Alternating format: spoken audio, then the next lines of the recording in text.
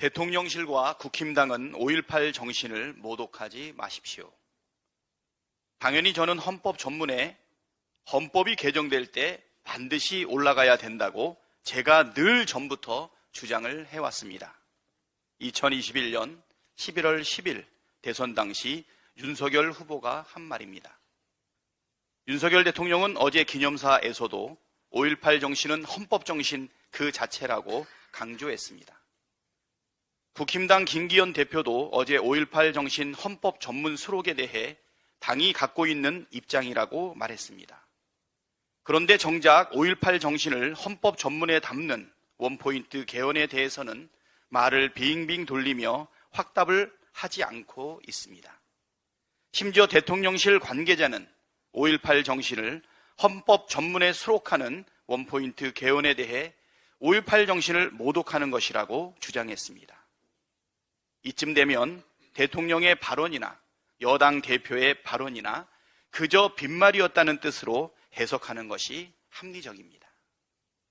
선거 때 표를 얻으려고 한 말이라고 한 국힘당 최고위원 김재원의 발언은 망언이긴 하지만 적어도 국힘당의 진짜 속내를 폭로한 발언임에 틀림없습니다. 앞에서는 5.18 정신을 계승한다고 하면서 뒤에선 발목 잡는 것이야말로 5.18 정신에 대한 모독입니다. 대선 공약마저 손바닥 뒤집듯 거부하는 정당과 대통령이라 국민을 상대로 거짓말하는 것 정도는 양심의 가책을 느끼지 않는 것입니까? 그게 아니라면 윤석열 대통령과 국힘당이 원포인트 개헌에 나서십시오.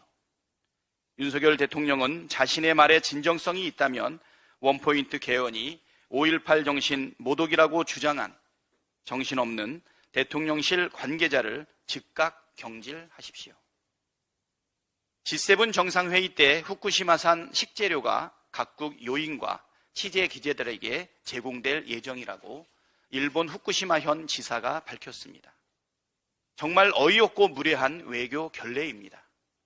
안전성이 충분히 검증되지도 않고 인체에 심각한 위해를 가할 수 있다는 우려에도 불구하고 타국의 인사들과 기자들에게 억지로 먹이려는 의도가 매우 불순합니다. 일본 731 부대가 2차 세계대전 당시 행했던 잔혹한 생체 실험이 떠오릅니다. 설마 일본 정부가 마셔도 안전하다고 주장하는 후쿠시마산 원전 오염수를 식수로 제공하는 것은 아닌지 의심스럽기까지 합니다. 일본 정부에 요구합니다. 외국 요인과 기자들을 대상으로 한 생체 실험을 즉각 철회하십시오. 윤석열 대통령에게도 분명히 요구합니다.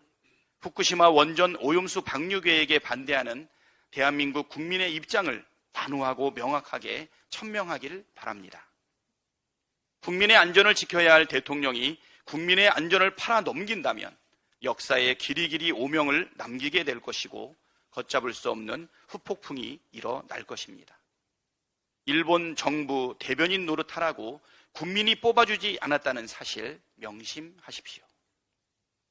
한덕수 국무총리가 후쿠시마 오염수 시료 채취는 후쿠시마 시찰단의 역할이 아니라고 선을 그었습니다. 시찰단이 후쿠시마 원전 오염수의 안전성을 검증할 아무런 방법이 없다는 사실을 실토한 것입니다. 시찰단이 아무런 실익도 없고 일본 정부의 오염수 방류를 정당화하려는 들러리가 될 것이라는 점이 자명해진 만큼 보낼 이유도 명분도 깔끔하게 사라졌습니다. 안전성 검증이 권한이 전혀 없는 허수아비 시찰단을 보내지 않겠다고 통보하십시오.